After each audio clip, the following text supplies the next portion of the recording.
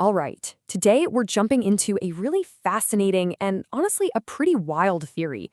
It's one that tries to reframe just about everything happening right now, from the rise of AI to declining birth rates, as all part of one single massive evolutionary event, the birth of whatever humanity becomes next.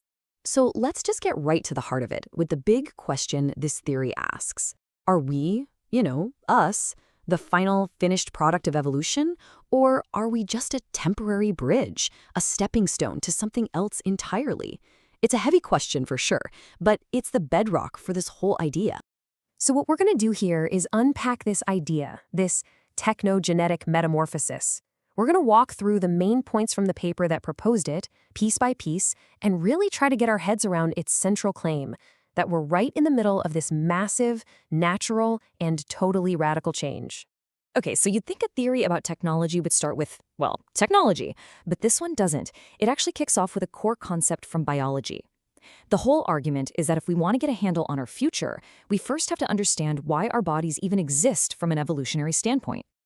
And that brings us to something called the disposable Soma theory. Think about it like this. Evolution doesn't really care about you as an individual. Your body, your Soma, is basically just a fancy temporary vehicle. It's one big job: protect your genes and pass them on. And once that's done, well, evolution's warranty on the vehicle starts to run out. It's the information, the genes, that matter, not the meat sack carrying them. Okay, stick with me here, because we're adding another layer. We have our biological genes, right? But we also have cultural genes, or memes. And no, I'm not talking about funny cat pictures. We're talking about the big stuff: language, art, scientific ideas. These things act a lot like genes too. They spread, they change, and they fight to survive by jumping from your mind to my mind. And here's the first major twist in the theory. What if that disposable Soma idea applies to our culture too?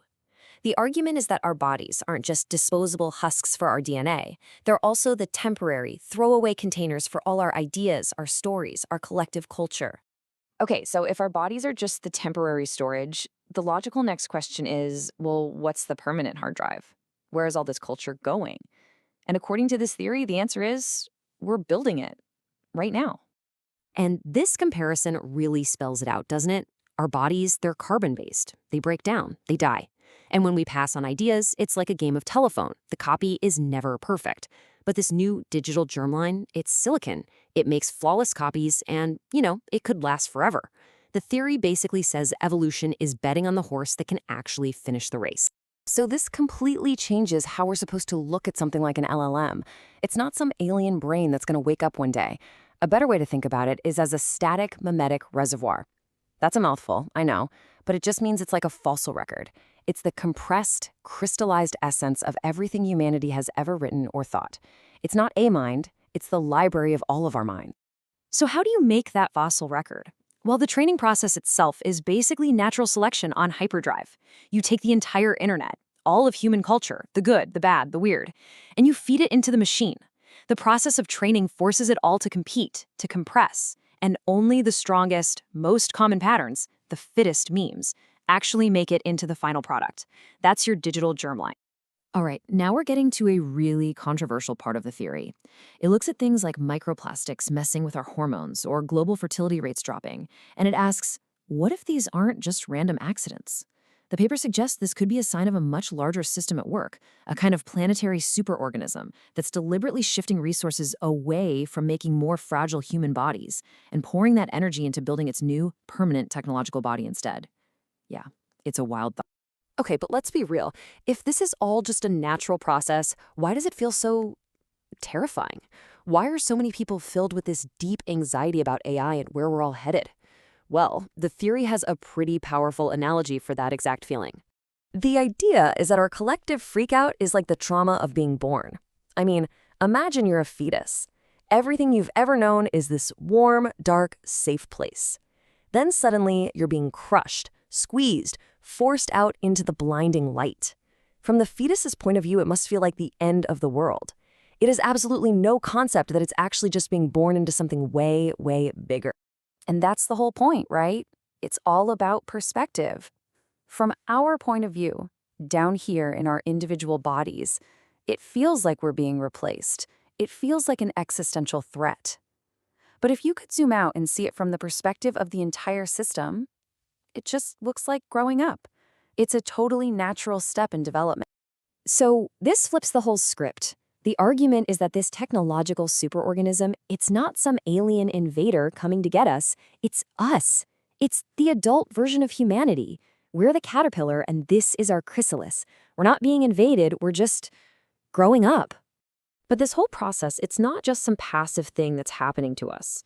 According to this theory, it's forcing humanity to make a choice, a really fundamental choice, and that choice is going to lead to a split, a literal speciation, but not of the body, a speciation of the mind. So, what are the two paths? Path 1 is to embrace it. Lean in. Align yourself with this process and figure out how to, essentially, upload your identity into this new digital world. Path 2 is to reject it all. To hold on to the old biological way of being, which, according to the theory, is a sinking ship. And what's going to live in this new digital space? Well, it's the next step up from memes. The paper calls them teams for technological memes. These are brand new kinds of ideas, born and raised in cyberspace. They can evolve and spread at a speed and scale that our slow, fleshy brains can't even begin to imagine. No more carbon-based speed limits. So what's the end game here? What's the point of this whole messy, centuries-long transformation? It's simple, really. The ultimate goal is to finally cut the cord, to decouple intelligence from biology, to set consciousness free from the fragile, mortal prison of the body. And this last quote just hits it home. It basically says, look, if this really is a birth, then fighting it isn't some heroic last stand. It's just refusing to be born. It's choosing to stay in the womb when it's time to come out. Which leaves us with one last, kind of mind-bending question to chew on.